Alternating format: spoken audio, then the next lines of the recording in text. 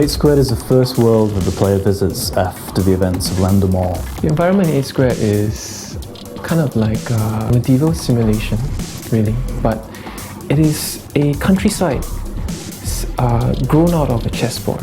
And well, EightSquared is more the countryside. And so we really made our focus on the people living there. We tried to make them alive and organic. So one of the unique things about the Otherland MMO is that the NPCs have what we call lifecycle behavior. They go around and they do things that a normal person would do in real life. Right? Like a fisherman, he might go fish, and then he might take his fish to the market. Now we also have other NPCs that would be your vendors, your quest givers, your enemies, of course. But I think those are things that every game has, whereas the Otherland game, we have NPCs that act like normal people. The cool thing about the lifecycle, our lifecycle AI in the Otherland MMO is that it gives the feeling of a more rich environment, a more real life environment that people are moving around. They have lives, they need to do their things. You know, the baker, he has to go to the store, he has to go to his shop. The fisherman, he goes to go fishing. And players can actually influence that by interacting with those NPCs. Only the player understands that this is really a chess simulation. To the inhabitants, they believe this is just their life, this is their daily life. It's going on around them. There's no concept that they are part of anything larger or of a simulation.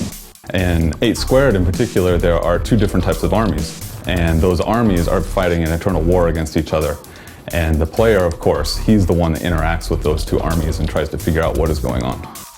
At first, they'll think that the red army is evil, and the white army is pure and good, but things aren't always so crystal clear in our game. There are definite rules of warfare that both the red side and the white side always follow through, except now, sometimes the red pieces are cheating.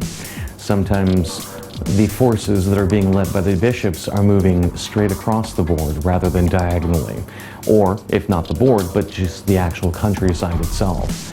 And once the white armies are kind of realizing that the red armies are being ignoble and not following these rules of warfare, they're joining in as well. So now, this is not even just becoming a war, this is becoming an all-out just brawl. It's just becoming a battle where everyone is losing. Something has gone wrong. Something has gone wrong with the very nature of the world itself. The kings are missing. We're still always playing on this concept that this is a simulation. This is not a real world we're trying to recreate here. And in the case of EightSquared, the simulation is broken. And the players will discover as they explore through the world and as they take the quests that there's definitely something wrong.